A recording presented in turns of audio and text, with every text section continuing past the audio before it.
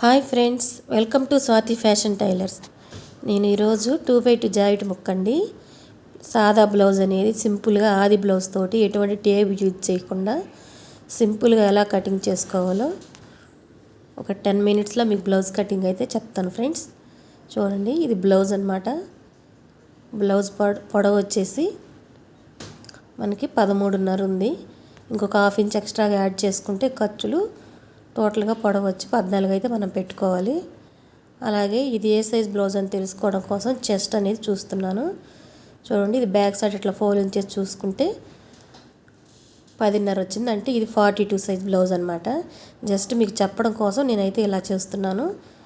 ఇంకేం నేను మెజర్మెంట్స్ అని యూజ్ చేయను. చూడండి, ఇప్పుడు జాకెట్ క్లాత్ని ఇలా 4 ఫోల్డింగ్స్ అయితే మడుచుకొని హ్యాండ్ పొడవు అయితే మార్కింగ్ చేసుకుంటున్నాను.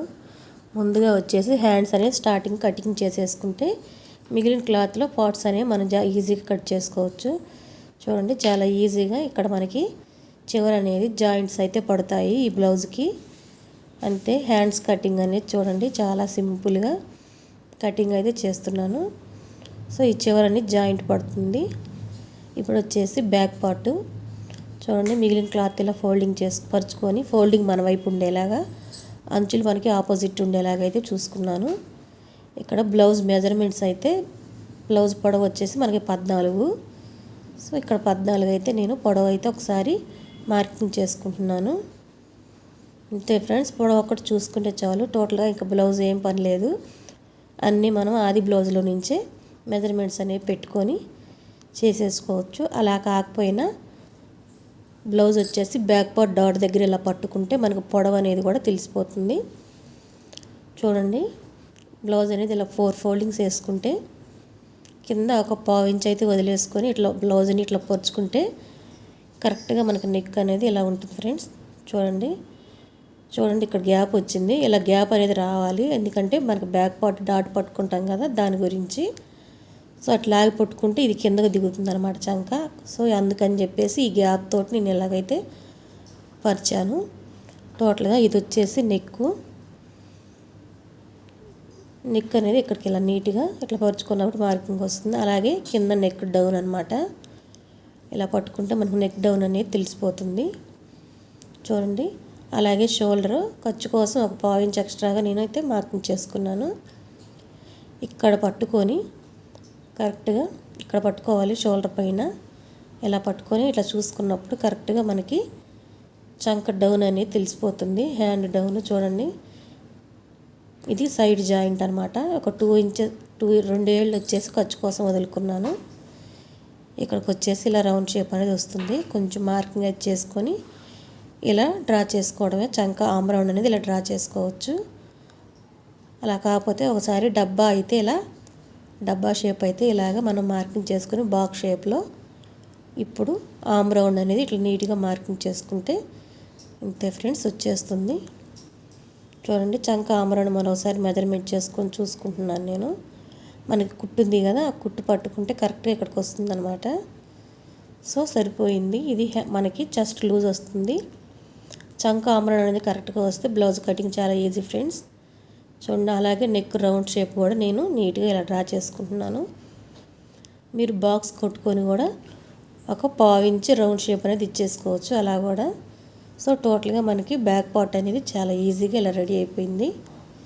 సో ఇంతే, చాలా సింపుల్గా బిగినర్స్ కూడా ఎటువంటి డౌట్స్ అనేవి లేకుండా భయం లేకుండా నీట్గా మీ బ్లౌజ్ మీరైతే కటింగ్ చేసుకోవచ్చు.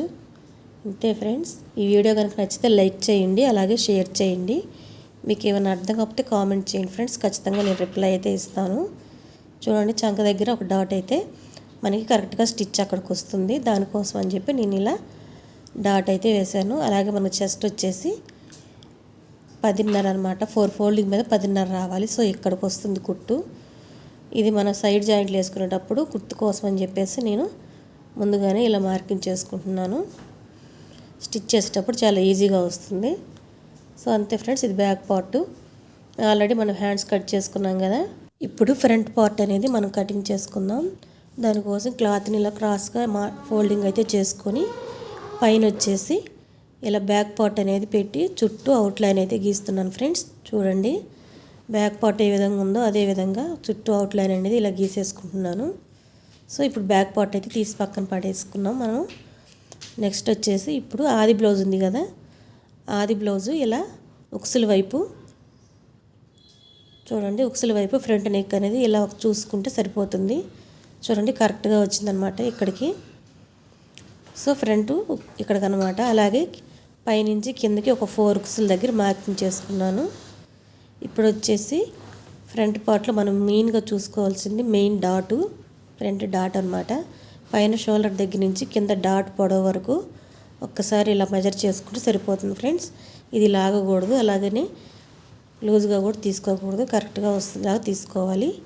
సో ఇక్కడి నుంచి ఇక్కడికైతే మనకి డాట్ పొడవు అనేది వస్తుంది.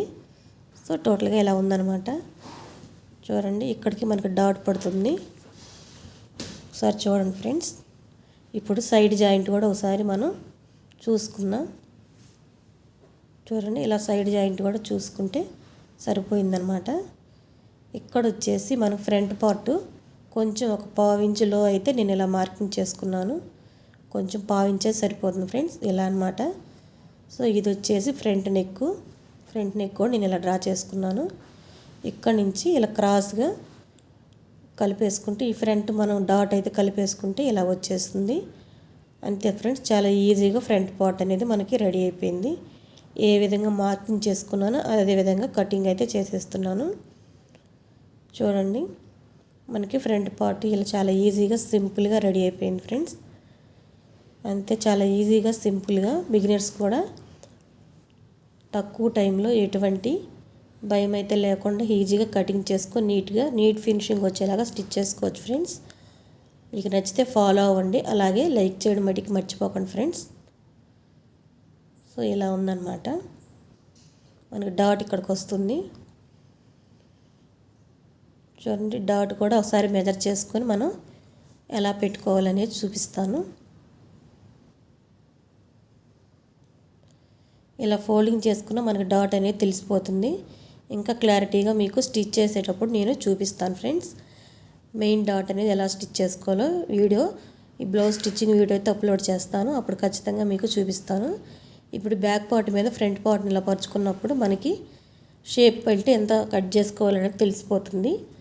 ఇప్పుడు టేప్ తోటి ఒకసారి మెజర్ చేసుకొని షేప్ బెల్ట్ అనేది మనం మార్కింగ్ చేసుకుందాం. చూడండి మనకి ఆది బ్లౌజ్లో ఉంది కదా, ఆది బ్లౌజ్లో ఒకసారి మెజర్ చేసుకొని తీసుకోవచ్చు. లేదంటే మనం కటింగ్ చేసుకుని ఈ 2 ముక్కలు ఒకదాని మీద ఒకటి ఫ్రంట్ పార్ట్ బ్యాక్ పార్ట్ పెట్టుకొని ఇలా మెజర్ చేసుకుంటే సరిపోతుంది. సో ఇదనమాట 3, 2.5 అండ్ 2.5 అనమాట. సో ఇదే మెజర్మెంట్స్ తోటి మనకి మిగిలిన క్లాత్లో షేప్ బెల్ట్ అనేది కటింగ్ చేసుకోవడమే. పొడవు వచ్చేసి 11 అయితే పెట్టుకుంటే సరిపోతుంది. ఆది బ్లౌజ్ ఒకసారి మనం కొలుచుకొని అంతకైతే షేప్ బెల్ట్ అనేది ఎంత పొడవు కావాలో ఒకసారి చూసుకొని ఖర్చుతో కూడా 11 ఉంది ఫ్రెండ్స్. ఓకే, 2 ఇంచెస్ ఖర్చుతో కూడా కలుపుకొని 11 ఇంచుల దగ్గర నేనైతే పెట్టుకుంటున్నాను.